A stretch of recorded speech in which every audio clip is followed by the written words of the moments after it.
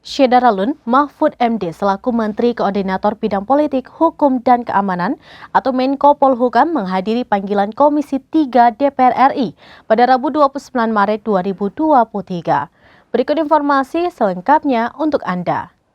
Saya setiap kesini dikoroyok, belum ngomong sudah diinterupsi, belum ngomong interupsi.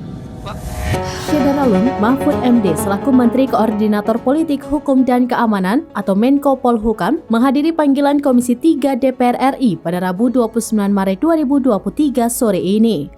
Mahfud menghadiri panggilan ini untuk rapat bersama Komisi 3 DPR RI membahas transaksi janggal 349 triliun rupiah di Gedung Parlemen Senayan, Jakarta. Pada saat rapat baru dimulai ada momen Mahfud MD merasa geram karena diinterupsi oleh anggota Komisi 3 DPR fraksi Gerindra, Habibur Rahman. Kejadian itu bermula saat Mahfud akan memaparkan terkait poin-poin yang akan ia sampaikan dalam rapat tersebut, termasuk poin terkait aturan soal pengungkapan data tindak pidana pencucian uang atau TPPU ke publik yang sebelumnya dipermasalahkan oleh Komisi 3 DPR RI. Mahfud lalu memulai penjelasan mengenai alasan dirinya berani mengungkap data tersebut. Mahfud pun secara tegas menolak adanya interupsi tersebut. Mahfud pun bergusar dan mengeluh karena setiap rapat di DPR dirinya selalu dihujani interupsi.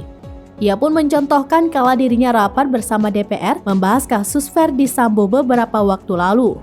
Melihat kondisi tak kondusif tersebut, Wakil Ketua Komisi 3 DPR Ahmad Sahroni meminta Mahfud untuk melanjutkan penjelasan dan menyampingkan interupsi dari anggota DPR.